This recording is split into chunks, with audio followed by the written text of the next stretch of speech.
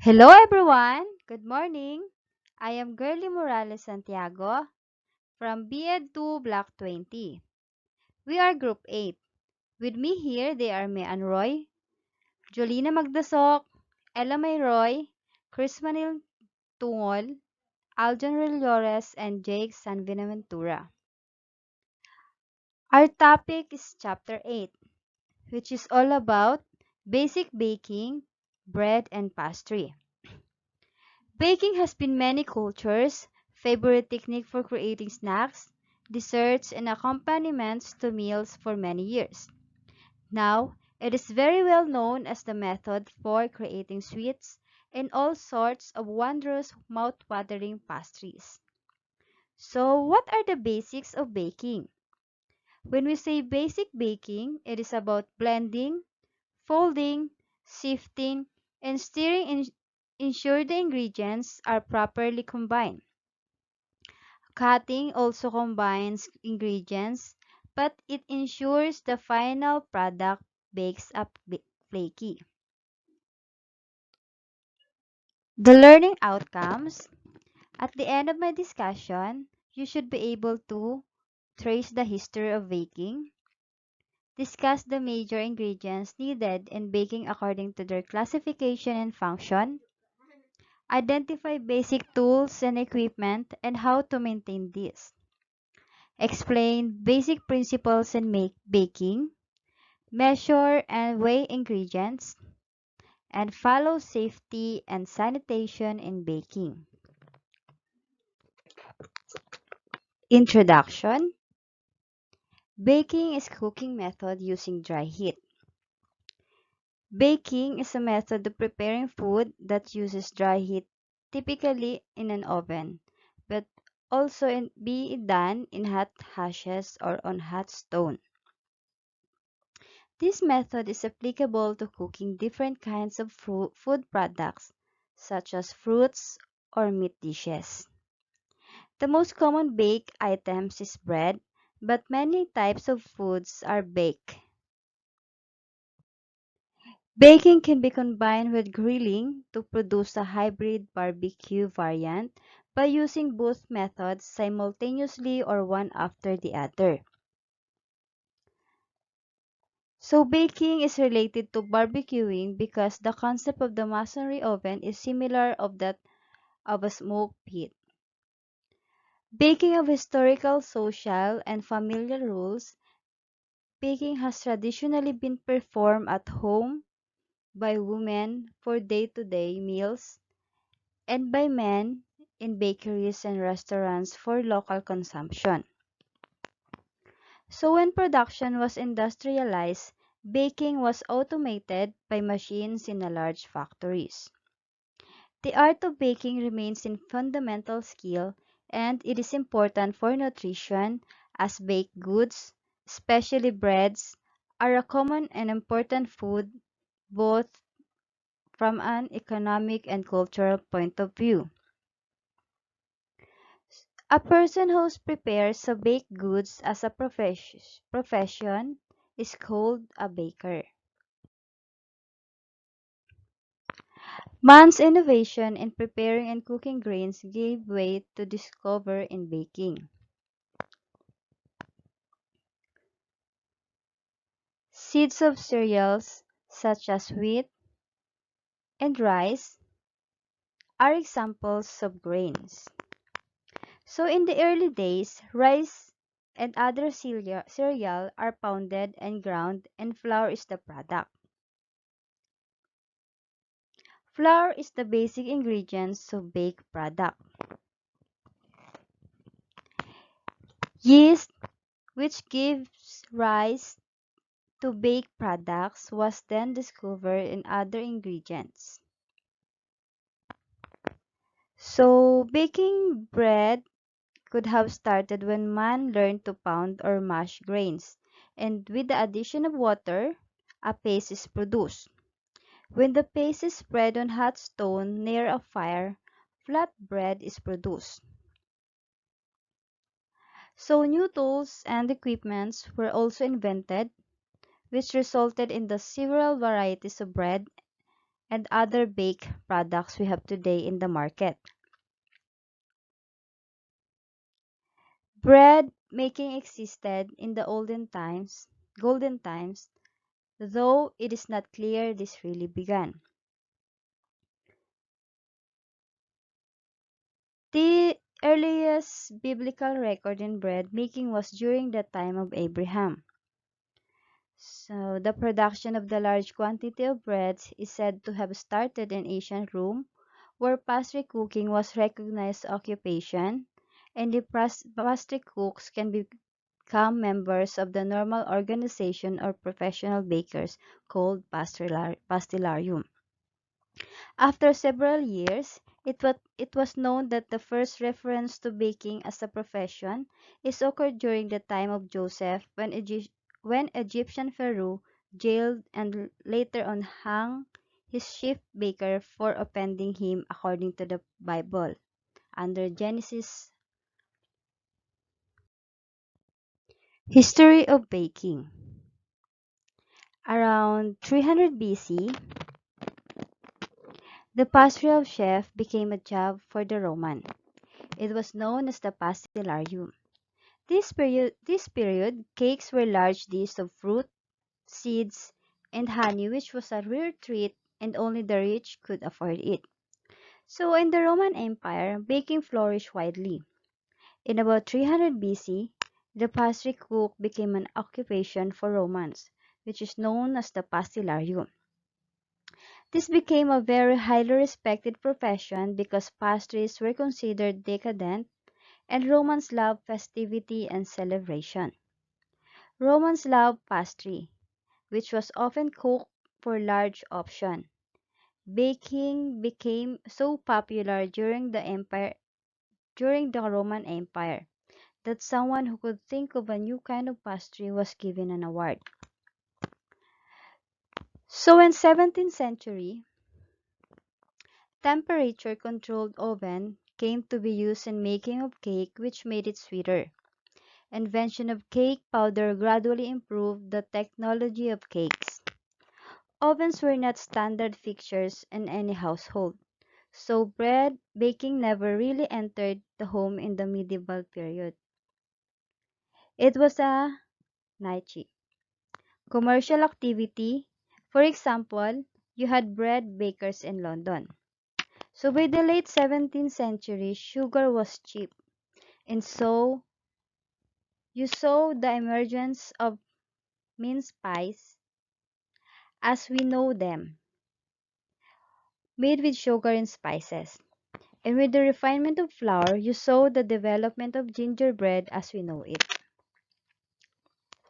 Then, in the 19th century, cake decorating continued after Industrial Revolution to progress over the year, and finally cake decorating truly evolved in what in today. During the 19th century, people used open flames for cooking or stoves. Stoves were gaining popularity in the 1800s, but they were not electric or gas like ours are now. Instead, they had either a wood fire or a coal fire inside. The stove allowed the heat to more uniformly cook and bake food than an open flame. So, in the present time cakes are famous dessert which are used for any event. Many decorating agents and leavening agents make them outstand in both shape, size, and taste. So these days, bakery products are under great demand, as people want to spend less time cooking for them. They rather like to spend time in working so that they can earn some extra bucks. So they rely on different kinds of bakery products like ready-made breads, slices, pizza, and patties, which make most of their meals. Even kids love to have various bakery products in their lunch. In the modern day, baking is mostly dependent on machines. Now, bakers only control the machine operations. Rest all work and labor is done by automated machines. These high-tech machines have made the baking process easier, efficient, and they produce products with more quality. So let's start to talk about lesson 1, which is all about classification of major ingredients in baking. Learning outcomes. At the end of my discussion, you should be able to classify the major ingredients needed in baking and their functions. Introduction. Baked products are essentially made from the same ingredients such as flour, fats, sugar, water or milk, and leavening agents. As a future baker, it is important that you should be familiarize yourself with the different ingredients needed in baking. So, flour, water, and leavening agents are the ingredients primarily responsible for the characteristics, appearance, texture, and flavor of most bakery products.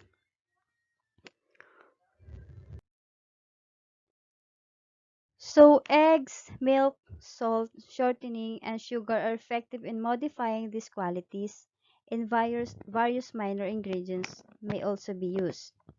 So, these are the classification of major ingredients in baking. We have flour, liquids, fat, sugar, leavening agents, eggs, salt, and other flavorings.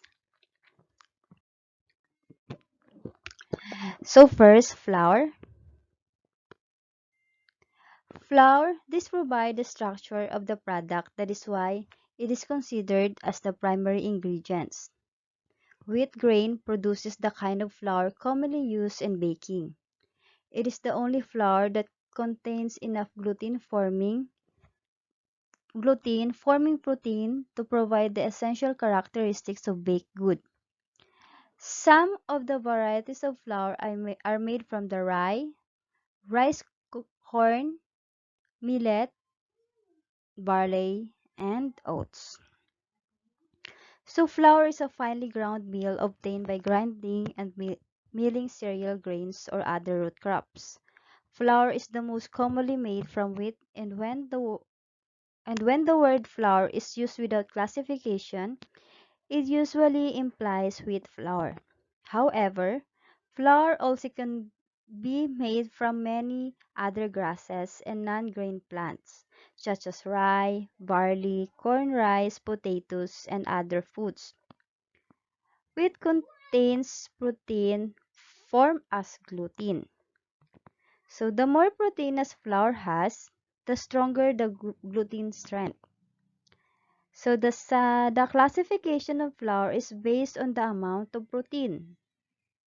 Protein determines the gluten strength of the flour, then the gluten gives the dough its shape and form. So we have the different types of flour. First, bread flour. This is hard wheat flour and also known as the patent flour. This is used for breads and soft rolls. Its protein content ranges from 11 to 13%. Bread flour, it is a creamy in color and is rather rough and granular. It is also termed as hard flour. It is commonly used for yeast breads, any sturdy baked good when dough is desirable. So the next is all-purpose flour. This is a mixture of hard and soft wheat flours milled from the endosperm of the wheat kernel. The protein content in this flour can range from 8 to 12%. All-purpose flour, also termed as general purpose or family flour. It is made from the combination of bread and cake sources.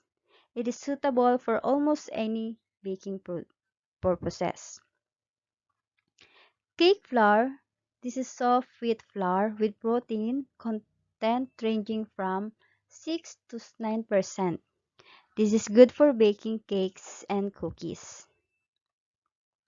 So, cake flour, sometimes called soft flour, as it is milled from soft white wheat. It is described as a weak because the products made from it are tender with delicate texture. It is good for making cakes and cookies when a tender and delicate texture is desired. So the next is clear flour. This is hard wheat flour, which has color darker than bread, or high gluten flour and is commonly used in rye breads. Its protein content ranges from 13 to 15%. Clear, clear flour is what's left over when the high-quality white patent flour is extracted from wheat. Despite its name, clear flour is darker in color, as well as coarser and stronger tasting than patent flour. Because of its grayish color, it finds use in whole grain and rye breads. So the next one is durum flour. This is made from the endosperm of the durum wheat kernel. It is hard wheat flour used in bread, making with protein content ranges from 12 to 14%. So the durum flour or durum wheat is a variety of spring wheat that's typically around or ground into semolina and used to make pasta. It can also be ground into a finer flour and is used to make bread or pizza dough. High gluten flour. This is milled from the entire endosperm and used for bagel and hard rolls. Its protein content is typically 13 to 14%. So high gluten flour, which sometimes online is called bread flour, has a higher protein content than all-purpose flour. When high gluten flour is kneaded by hand or mixed with a dough hook, gluten is developed, which creates chewiness. It's best for pizza doughs, pretzels, and bagels, as well as artisan breads. Pastry flour. This is used for pie crust, dough, muffins, some biscuits, and as well as pastries. Pastry flour is a low-protein flour designed to make pastries lighter and more delicate than those made with all-purpose flour. It bakes tender pastries, chewy cookies, and is an excellent solution for pie crust. Full-force whole wheat flour is great for bread dough, but a little heavy for cookies and muffins. Semolina, this is a more coarsely ground durum wheat flour, commonly used in pasta making. Semolina is a coarse, pale yellow flour ground from hard durum wheat and used to make traditional pasta. It can also be used to make pizza, bread, and biscuit doughs, as well as gnocchi. The term also refers to a British milk pudding, in which semolina is cooked slowly in milk and sweetened in sugar. Whole wheat flour. This is hard wheat flour milled from the entire wheat kernel, including the bran and germ. Due to the due to the high content of lipids or fats in germ, these kinds of flour can easily become rancid. Its protein ranges 14 to 16%. So the whole wheat flour is used in baking of breads and other baked goods, and also typically mixed with lighter white, unbleached or bleached flours that have been treated with flour bleaching agents to restore nutrients, especially fiber, protein, and vitamins, texture, and body to the white flour that can be lost. So the second major ingredient in baking is liquid.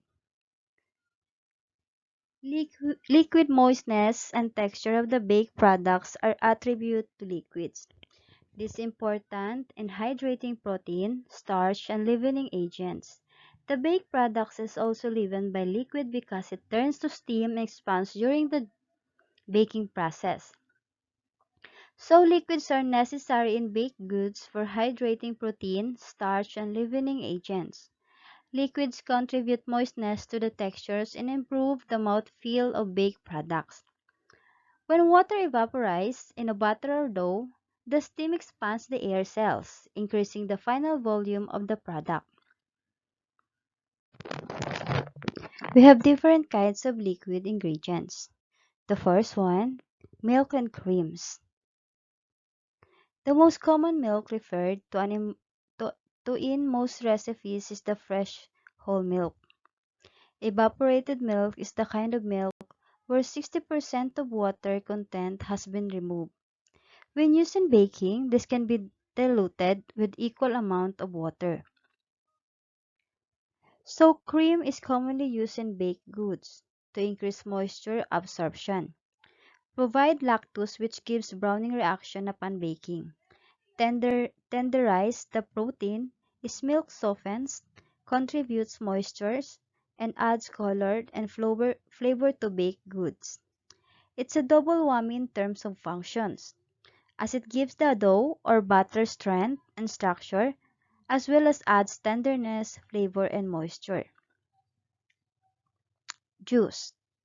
Fresh fruit juice are usually used in baking. This adds flavor and color is best used in recipes. So lemon juice is a common ingredient in cooking and baking. It bites a bright citrusy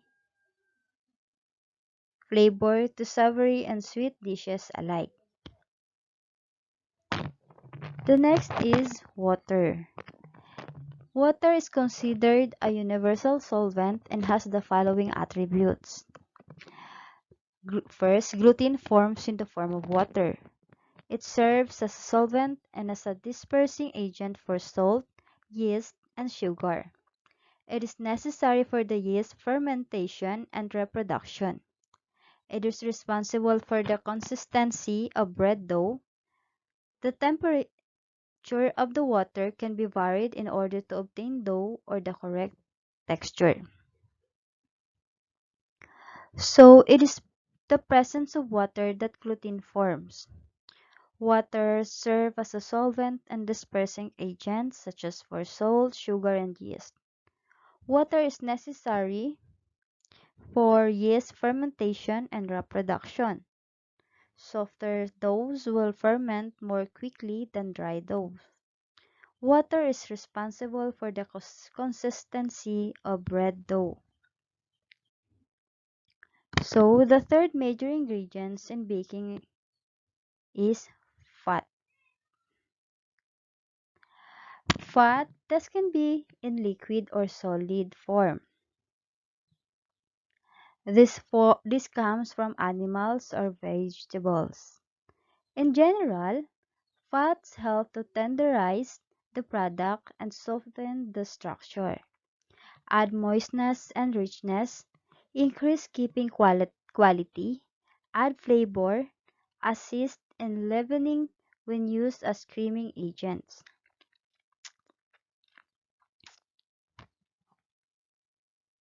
Fats don't evaporate or become absorbed with heat like water does. So we have different kinds of fat. First, butter. This can be salted or unsalted and made out of fatty milk protein.